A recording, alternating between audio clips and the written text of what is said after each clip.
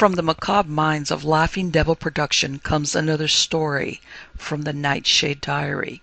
You know what that means. Check under the bed and make sure no one or nothing is there. Is the closet door securely shut? Then leave your disbelief behind, amp up your imagination, and hang on tight for another ride into terror and mystery. And like all good horror stories, just imagine it's a dark and stormy night. And remember, screaming like a little girl is permitted.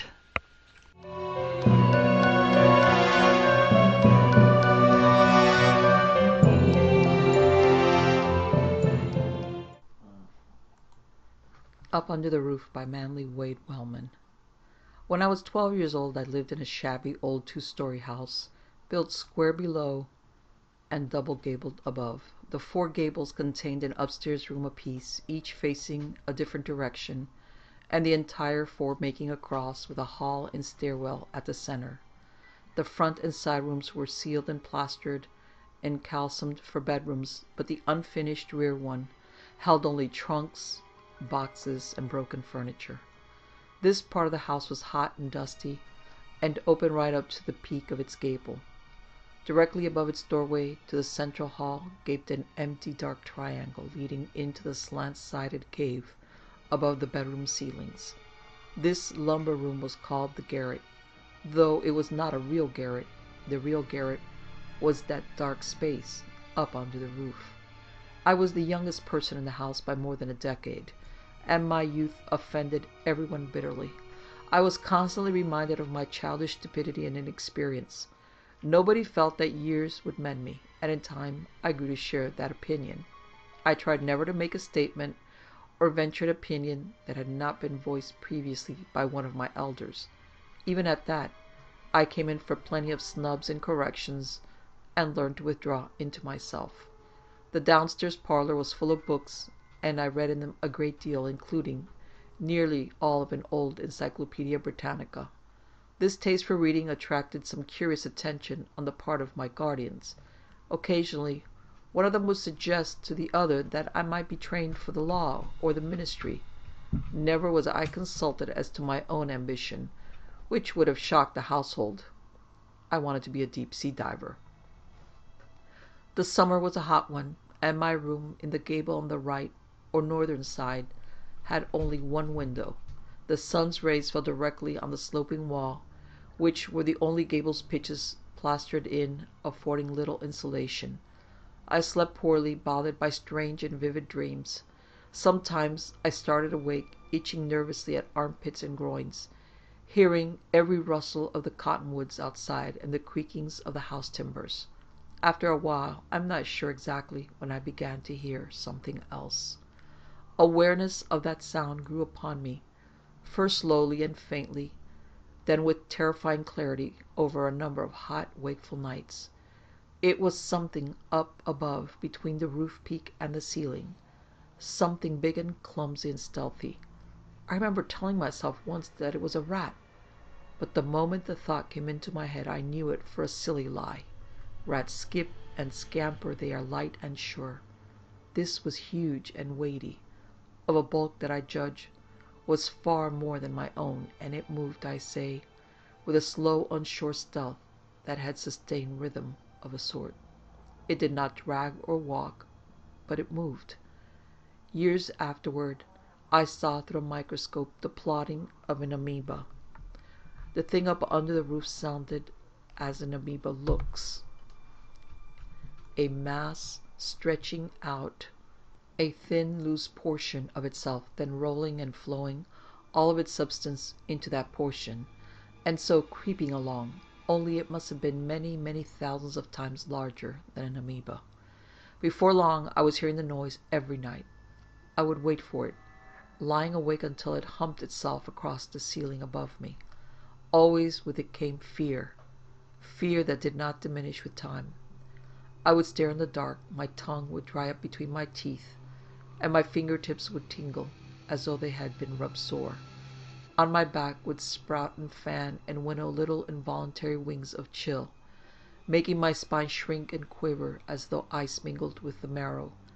The ceiling, I knew, would descend some night upon me like a great millstone, then crumble about my bed.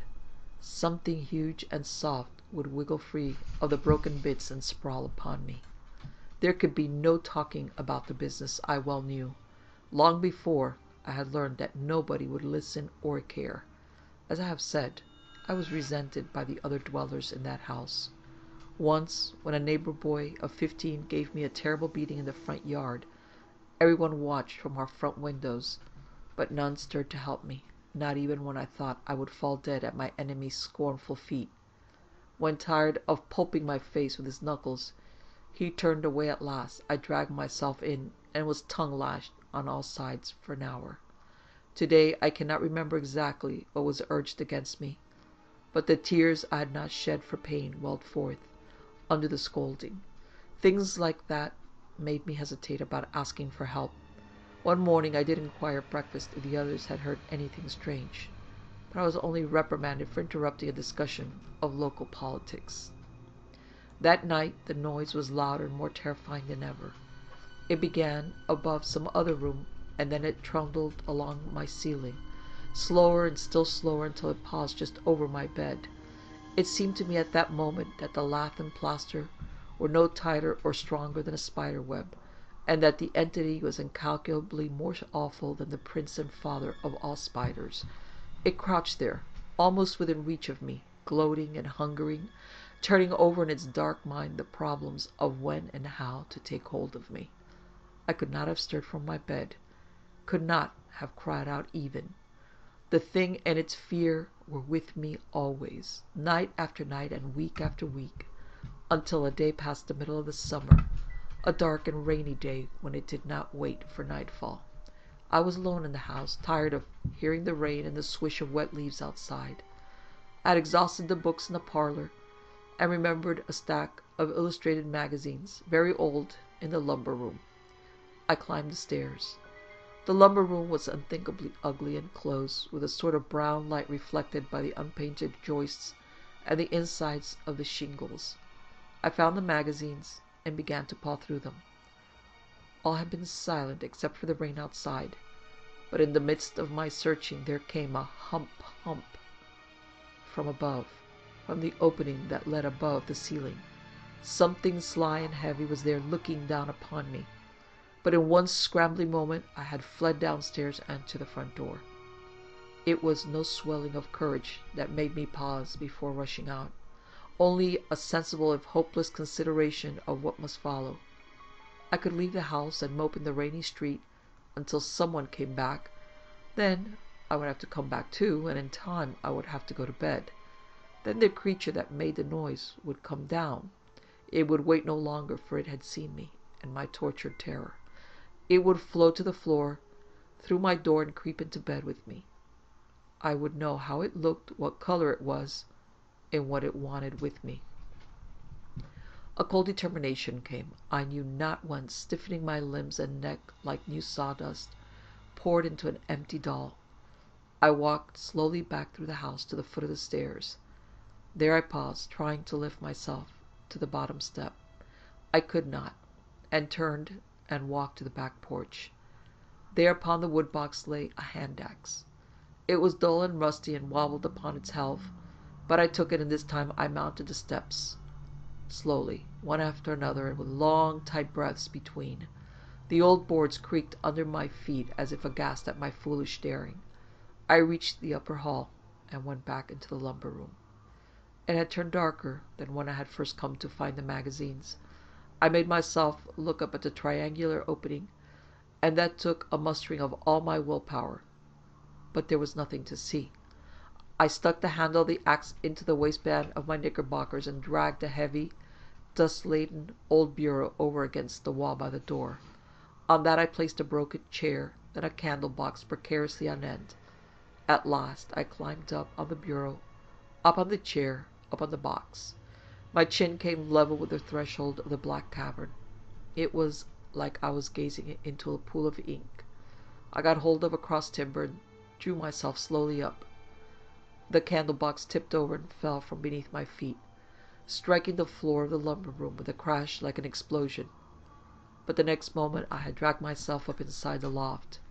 The roof peak was so low above my head that I could barely rise to my knees. I pulled out the axe and tried to hold it in my mouth like a pirate's dirk, but it was too big and heavy, so I kept it in my right hand. Then on my knees and on my left hand I went forward on top of the rafters.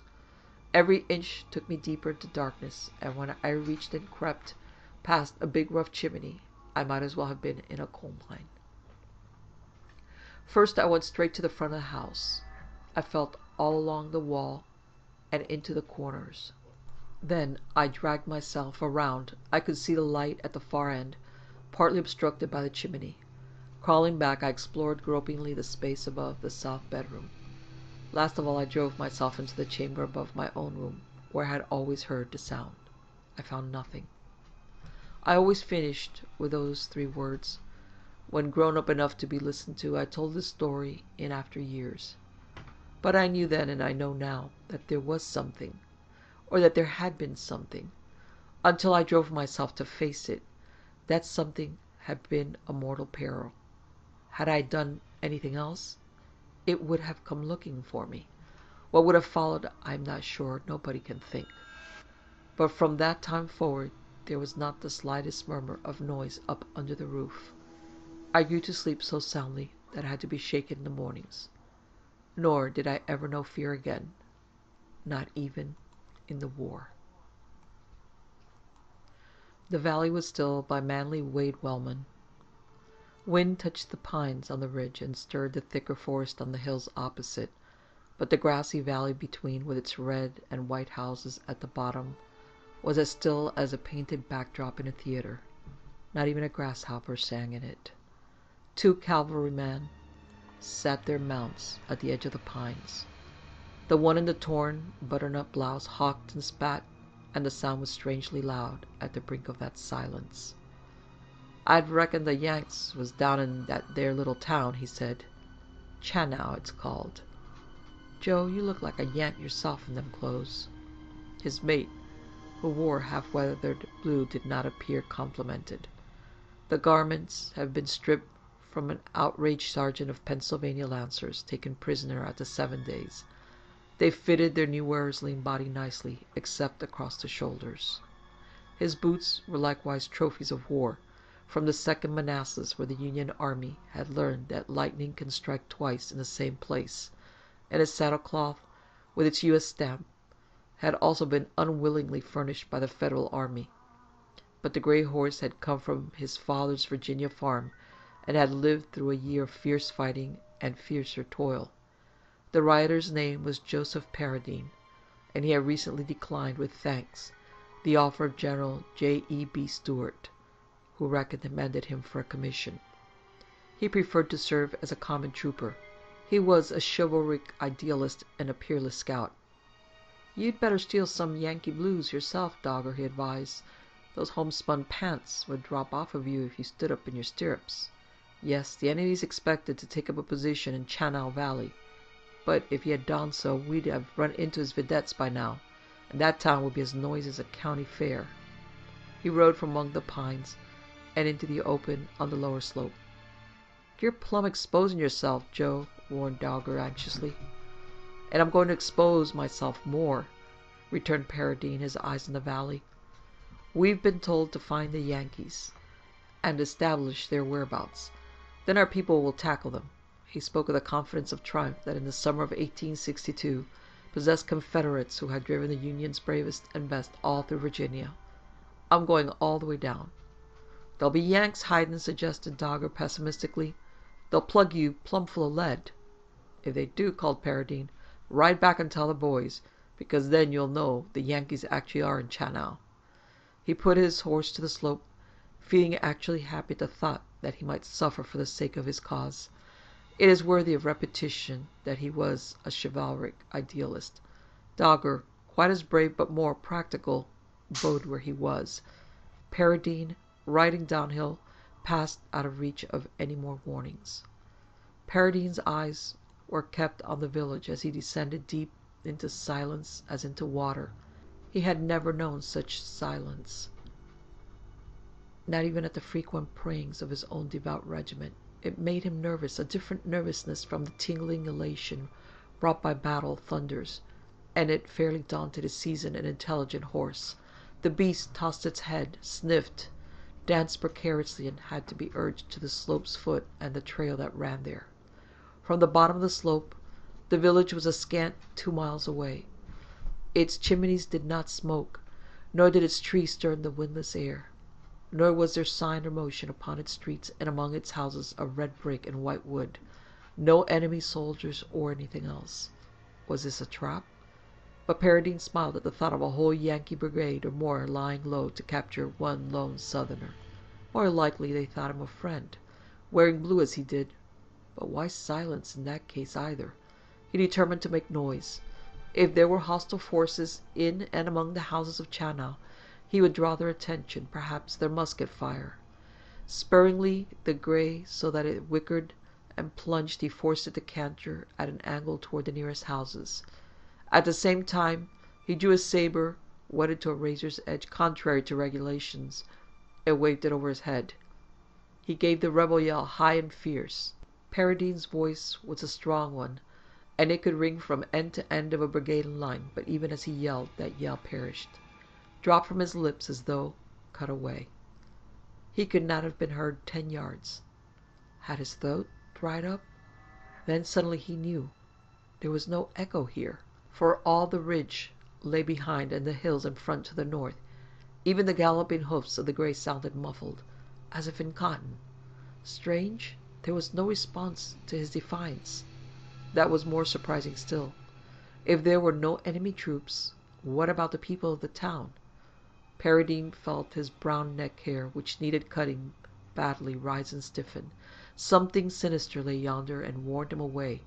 But he had ridden into this valley to gather intelligence for his officers. He could not turn back and respect himself thereafter as a gentleman and a soldier.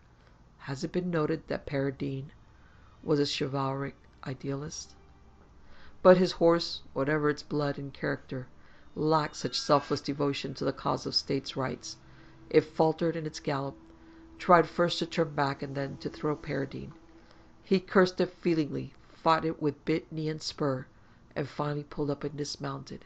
He drew the reins forward over the tossing grey head, thrust his left arm through the loop, and with his left hand drew the big cap and ball revolver from his bolster. Thus ready, with shot or saber, he proceeded on foot, and the grey followed him protestingly. "Come on," he scolded very loudly. He was sick of the silence. "I don't know what I'm getting into here. If I have to retreat, it won't be on foot." Half a mile more at a brisk walk, a quarter mile beyond that more slowly, for still there was no sound or movement from the village. Then the trail joined the wagon track, and Paradine came to the foot of the single street of Chanau. He looked along it and came to an abrupt halt. The street, with its shaded yards on either side, was littered with slack blue lumps, each the size of a human body. The Yankee army, or its advance guard, was there, but fallen and stony still. "Dead," muttered Paradine under his breath. But who could have killed them? Not his comrades, who had not known where the enemy was. Plague, then? But the most withering plague takes hours at least, and these had plainly fallen all in the same instant. Paradine studied the scene. Here had been a proper entry of a strange settlement. First a patrol, watchful and suspicious, then a larger advance party in 2 single files, each file hugging one side of the street with eyes and weapons commanding the other side, and finally the main body, men, horses, and guns, with a baggage train, all as it should be, but now prone and still like tin soldiers strewn on a floor after a game. The house at the foot of the street had a hitching post, cast from iron to represent a boy with a ring in one lifted hand. To that thing Paradine tethered the now almost unmanageable grey. He heard a throbbing roll as of drums, which he identified as the blood beating in his ears. The saber hilt was slippery with the sweat of his palm. He knew that he was afraid, and did not relish the knowledge. Stubbornly he turned his boot toes forward and approached the fallen ranks of the enemy. The drums in his ears beat a cadence for his lone march. He reached and stood over the nearest of the bodies. A blue-bloused infantryman, this, melted over on his face, his hand slack upon the musket lying crosswise beneath him. The peaked forage cap had fallen from rumpled bright hair. The check, what Paradine could see of it, was as downy as a peach. Only a kid, young to die. But was he dead? There was no sign of a wound. Too, a certain waxy finality was lacking in that slumped posture. Paradine extended the point of his saber and gingerly prodded a sun-reddened wrist. No response. Paradine increased the pressure. A red drop appeared under the point and grew. Paradine scowled. The boy could bleed. He must be alive, after all. "Wake up, Yankee," said Joseph Paradine, and stirred the blue flank with his foot. The flesh yielded, but did not stir otherwise. He turned the body over. A vacant pink face stared up out of eyes that were fixed but bright. Not death, and not sleep. Paradine had seen men in a swoon who looked like that, yet even swooners breathed, and there was not a hair's line of motion under the dim brass buttons. Funny, thought Paradine, not meaning that he was amused. He walked on, because there was nothing left to do.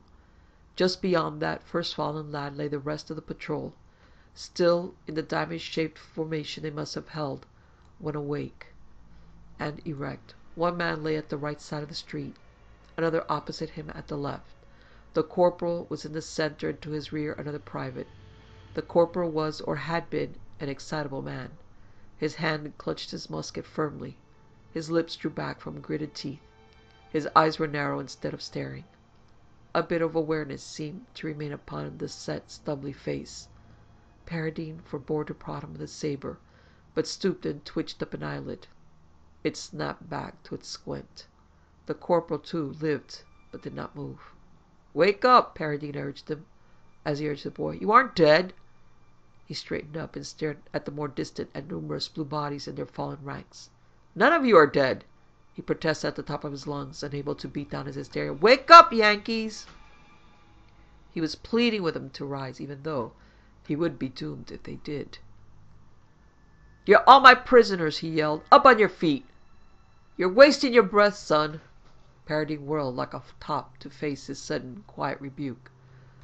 A man stood in the front yard of a shabby house opposite, leaning on a picket fence. Paradine's first impression was of noble and vigorous old age, for a mighty cascade of white beard covered the speaker's chest, and his brow was fringed with thick cottony hair. But next moment Paradine saw that the brow was strangely narrow and sunken, that the mouth in the midst of its hoary ambush hung wryly slack, and that the eyes were bright, but empty like cheap imitation jewels. The stranger moved slowly along the fence until he came to a gate. He pushed it quickly open and moved across the dusty road toward Paradine. His body and legs were meager, even for an old man, and he shook and shuffled as though extremely feeble. His clothing was a hodgepodge of filthy tatters. At any rate, he was no soldier foe. Paradine holstered his revolver and leaned on his saber. The bearded one came close, making slow circuit of two fallen soldiers that lay in his path. Close at hand he appeared as tall and gaunt as a flagstaff, and his beard was a fluttering white flag, but not for truce. "I spoke to him," he said quietly, but definitely, "and they dozed off like they was drunk." "You mean these troops?" "Well, son, they come marching from them hills to the north. The folks scattered out of here like rabbits, all but me. I waited, and I put these here Yanks to sleep." He reached under his veil of beard, apparently fumbling in the bosom of his ruined shirt. His brown old fork of a hand produced a dingy book bound in grey paper. "This does it," he said. Paradine looked at the front cover. It bore the woodcut of an owl against a round moon. The title was in black capitals: John George Hammond's Powwows or Long Lost Friend. Got it long time back from a Pennsylvania witch man. Paradine did not understand and was not sure that he wanted to. He still wondered how so many fighting men could lie stunned. "I thought you was a Yank and I'd miss you somehow," the quiet old voice informed him. "That's a Yank soldier suit, ain't it?" I was going to read ye some sleep words, but you give a yellin'. I knew you was sech. Paradine made a gesture as though to brush away a troublesome fly. He must investigate further. Up the street he walked among the prone soldiers. It took him half an hour to complete his survey, walking from end to end of that unconscious host. He saw infantrymen and officers sprawling together in slack comradeship. 3 batteries of parrot guns still coupled to their limbers, with horses slumped in their harness, and riders and drivers fallen in the dust beneath the wheels. A body of cavalry. It should have been scouting out front, thought Paradine professionally, all down and still, like a whole parkful of equestrian statues overturned. Wagons, and finally last of the procession, save for a prudently placed rear guard, a little clutter of men in gold braid. He approached the oldest and stoutest of these, noting the 2 stars on his shoulder straps. A major general. Paradine knelt, unbuttoned the frock coat, and felt in the pockets. Here were papers. The first he unfolded was the copy of an order. General T. F. Cutler, commanding Division USA. General, you will be moving immediately with your entire force, taking up a strong defensive position in the Tunein Valley. This then was Cutler's division. Paradine estimated the force as 5,000 bluecoats, all veterans by the look of them, but nothing that his own comrades would have feared. He studied the wagon train hungrily. It was packed with food and clothing, badly needed by the Confederacy. He would do well to get back and report his find. He turned and saw that the old man with the white beard had followed him through the street. "I reckon," he said to Paradine in tones of mild reproach, "you think I'm a-lyin' about putting these here Yanks to sleep." Paradine smiled at him, as he might have smiled at an importunate child. "I didn't call you a liar," he temporized. "And the Yankees are certainly in dreamland. But I think there must be some natural explanation for—" "Happen I can show you better and tell you," cut in the dotard. His paper-bound book was open in his scrawny hands. Stooping close to it, he began rapidly to mumble something. His voice suddenly rose, sounded almost young. "Now, stand here till I tell you to move." Paradine, standing, fought for explanations. What was happening to him could be believed, was even logical. Mesmerism, scholars called it, or a newer name, hypnotism. As a boy, Paradine, had amused himself by holding a hen's beak to the floor and drawing a chalk line therefrom. The hen could never move until he lifted it away from that mock tether. That was now befell him, he was sure. His muscles were slack, or perhaps tense. He could not say by the feel. In any case, they were immovable. He could not move eyes. He could not loosen grip on his saber hilt. Yes, hypnotism. If only he rationalized it, he could break the spell. But he remained motionless, as though he were the little iron figure to which his horse was tethered, yonder at the foot of the street. The old man surveyed him with a flick of shrewdness in those bright eyes that had seemed foolish. "I used only half power. Happen you can still hear me, so listen. My name's Teague. I live down yon by the crick. I'm a witch man, and my pappy was a witch man afore me. He was the 7th son of a 7th son, and I was his 7th son. I know conjure stuff, black and white, for'ard and backwards. It's my livin'. Folks in Chow'll make fun of me like they did o' my pappy when he was livin', but they buy my charms. Things to bring love or hate, if they hanker for 'em. Cures for sick hogs and calves.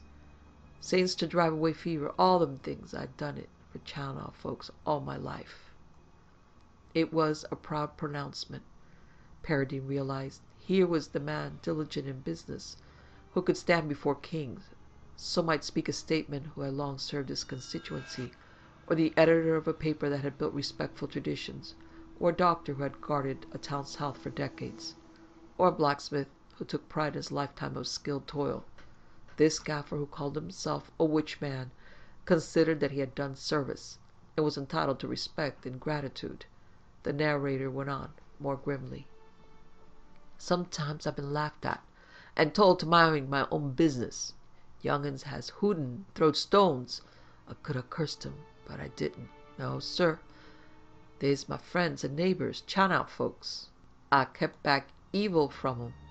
The old figure straightened, the white beard jutted forward, an exultant note crept in. But when the Yanks come and everybody run for 'em but me, I didn't have no scruples. Invaders, tyrants, thieving skunks in blue. Teague sounded like a recruiting officer for a Texas regiment. I didn't know them nothing, and here in the street I faced 'em. I dug out this here little book, and I read the sleep words to 'em. See?" And the old hands gestured sweepingly. "They sleep till I tell 'em to wake. If I ever tell 'em." Paradine had to believe this tale of occult patriotism. There was nothing else to believe in its place. The old man, who called himself Teague, smiled tweakingly. "You fight the Yanks. If you'll be good and not give me no arguments, blink your left eye." Power of blinking returned to that lid, and Paradine lowered it submissively. "Now you can move again. I'll say the words." He leafed through the book once more and read out. "Your horsemen and footmen conjured here at this time. You may pass on in the name of..." Paradine did not catch the name, but heard a sound that chilled him. Next instant, motion was restored to his arms and legs.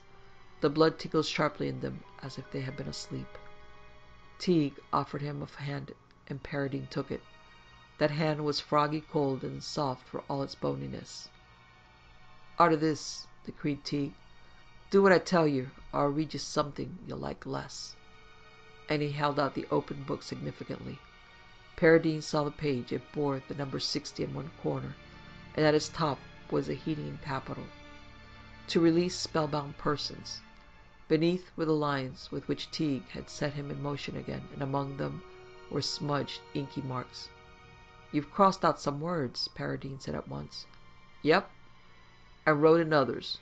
Teague held the book closer to him. Paradine felt yet another chill, and beat down a desire to turn away.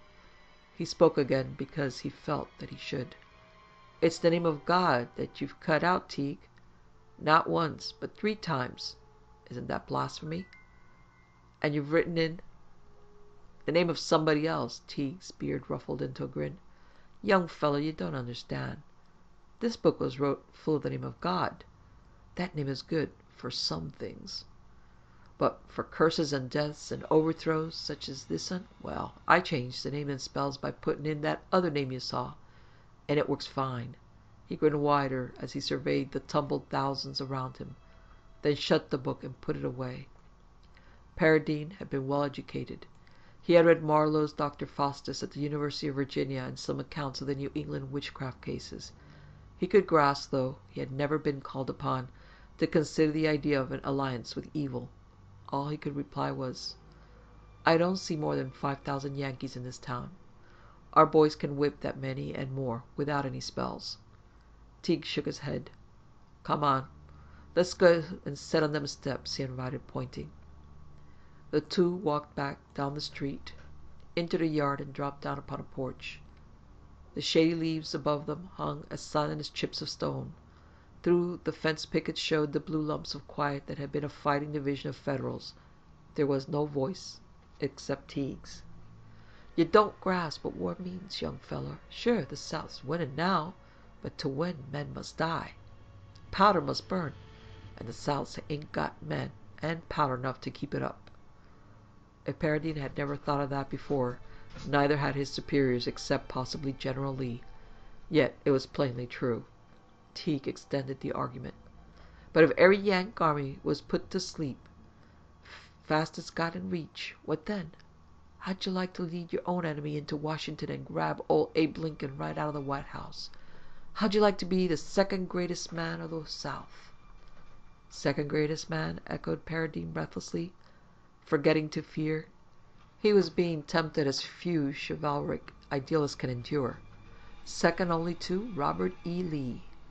The name of his general trembled on his lips. It trembles to this day on the lips of those who remember, but Teague only snickered and combed his beard with fingers like skinny sticks. "You don't catch on yet. Second man, not to Lee, but to me, Teague, for I'd be a running things." Paradine, who had seen and heard so much to amaze him during the past hour, had yet the capacity to gasp.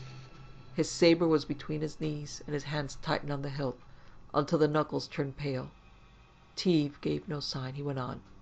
"I ain't never got no respect here in Channel. Happen it's time I showed him what I can do.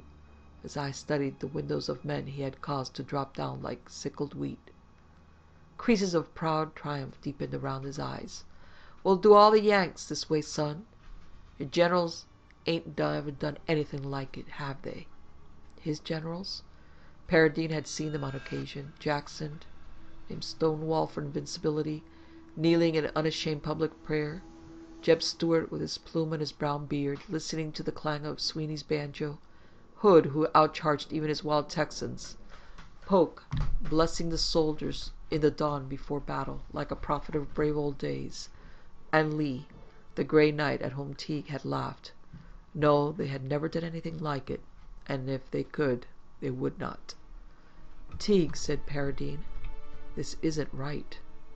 Not right? Oh, I know what you mean. You don't like them names I wrote into the powwows, do you? But ain't everything fair in love and war? Teague laid a persuasive claw on the sleeve of Paradine's looted jacket. Listen this onset. Your idea is to win with sword and gun. Mine's to win by conjuring. Which is the quickest way, the easiest way, the only way? To my own ways of thinking, the only way is by fair fight. God, pronounced Paradine as stiffly as Leonidas Polk himself, watches armies. And so does somebody else, responded Teague. Watches and listens. Happen he's listening this minute. Well, lad, I need a soldier to figure army things for me. You joining me? Not only Teague's waiting for Paradine's answer. The young trooper remembered from Pilgrim's Progress what sort of dealings might be fatal. Slowly he got to his feet. The South doesn't need that kind of help, he said flatly. Too late to back out, Teague told him. What do you mean? The help's been asked for already, son, and it's been given. A contract, you might call it. If the contract's broke, well, happen the other party will get mad. They can be worse enemies than Yanks. Teague, too, rose to his feet. Too late, he said again. That power can sweep armies away for us. But if we say no, well, it's been roused up. It still sweeps away armies, Southern armies. You think I shouldn't have started such a thing? But I've started it. Can't turn back now. Victory through evil. What would it become in the end? False story told, and so did the legend of Gilles de Retz and the march about Macbeth. But there was also the tale of the sorcerer's apprentice, and of what befell him when he tried to reject the force he had thoughtlessly evoked. What do you want me to do? He asked, through lips that muddled the words. Good lad. I thought you see sense. First off, I want your name to the bargain. Then me and you can lick the Yanks. Lick the Yanks? Paradine remembered a gaily profane catchphrase of the Confederate camp. Don't say Yankee, say damn Yankee. But what about a damn Confederacy? Teague spoke of the day of victory. What of the day of reckoning? What payment would this ally ask in the end? Again Faust popped into his mind. He imagined a confederate as a Faust among the nations, devil lifted, devil nurtured, and devil doomed, by the connivance of one Joseph Paradine. Better disaster in the way of man's warfare. The bargain was offered him for all the South. For all the South he must reject, completely and finally. Aloud he said, My name? Signed to something? Right here'll do. Once more Teague brought forth the powwow's book, which he had edited so strangely. Here, son, on this back page, in blood. Paradine bowed his head. It was to conceal the look in his eyes, and he hoped to look as though he acquiesced. He drew his saber, passed it to his left hand. Upon its tips he pressed his right forefinger. A spot of dull pain and a drop of blood creeping forth, as had appeared on the wrist of the ensorcelled boy lying yonder among the Yankees in the street. That'll be enough to sign with, approved Teague. He flattened out the book, exposing the rear flyleaf. Paradine extended his reddened forefinger. It stained the rough white paper. J for Joseph, dictated Teague. Yep, like that. Paradine galvanized into action. His bloody right hand seized the book, wrenching it from the trembling fingers. With the saber in his left hand, he struck. A pretty stroke for even a practiced swordsman. The honed edge of the steel found the shaggy side of Teague's scrawny neck. Paradine felt bone impeding his powerful drawing slash. Then he felt it no longer. The neck had sliced in two, and for a moment Teague's head hung free in the air like a lantern on a wire. The bright eyes fixed Paradine's. The mouth fell open in the midst of the beard, trying to speak a word that would not come. Then it fell, bounced like a ball, and rolled away. The headless trunk stood on braced feet, crumpling slowly. Paradine stepped away from it, and it collapsed upon the steps of the house. Again there was utter silence in the town and valley of Chanel. The blue soldiers did not budge where they lay. Paradine knew that he alone moved and breathed and saw. No, not entirely alone. His horse was tethered at the end of the street. He flung away his saber and ran, unashamed no more of his dread. Reaching the gray, he found his fingers shaky, but he wrenched loose the knotted reins. Flinging himself into the saddle, he rode away across the level and up the slope. The pines sighed gently, and that sound gave him comfort after so much soundlessness. He dismounted, his knees swaying as though their tendons had been cut, and studied the earth. Here were the footprints of Dogger's horse. Here also was a cleft stick, and in a folded scrap of paper a note. He lifted it and read the pencil scrawl. Dear friend Joe, you ain't come back, so I left like you said to bring up the boys. I hope you're all right, and if the Yankees have got you, we'll get you back. L. Dogger. His comrades were coming then, with guns and swords. They expected to meet Union soldiers. Paradine gazed back into the silent spring valley, then at what he still held in his right hand. It was the powwow's book, marked with a wet capital J in his own blood. What had Teague insisted? The one whose name had been invoked would be fatally angry if his help was refused, but Paradine was going to refuse it. He turned to page 60. His voice was shaky, but he managed to read aloud. Your horsemen and footmen conjured here at this time, you may pass on in the name of... He faltered, but disregarded the ink blotting and the substituted names of Jesus Christ, and through the word of God. Again he gulped and finished. You may now ride on and pass. From under his feet burst a dry, startling thunder of sound, a partridge rising to the sky. Further down the slope a crow took wing, cawing querulously. Wind awakened in the Chanel Valley. Paradine saw the distant trees of the town stir with it. Then a confused din came to his ears, as though something besides wind was awakening. After a moment he heard the notes of a bugle, shrill and tremulous, sounding in alarm. Paradine struck fire and built it up with fallen twigs. Into the hardest heart of it he thrust Teague's Book of Charms. The flame gnawed eagerly at it. The pages crumpled and fanned and blackened with the heat. For a moment he saw standing out among charred fragments a blood-red jay, his writing, as though it fought for life. Then it too was consumed, and there was only ashes.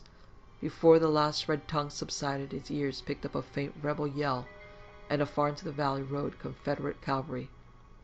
He put his grey to the gallop, got down the slope, and joined the regiment before it reached the town. On the street a Union line was forming. There was hot, fierce fighting, such as had scattered and routed many a Northern force. But at the end of it the Southerners ran like foxes before hounds, and those who escaped counted themselves lucky. In his later garrulous years Joseph Paradine was apt to say that the war was lost, not at Antietam or Gettysburg, but at a little valley hamlet called Chanel. Refusal of a certain alliance, he would insist, was the cause that offered ally fought force against the South. But nobody paid attention except to laugh or to pity. So many veterans go crazy.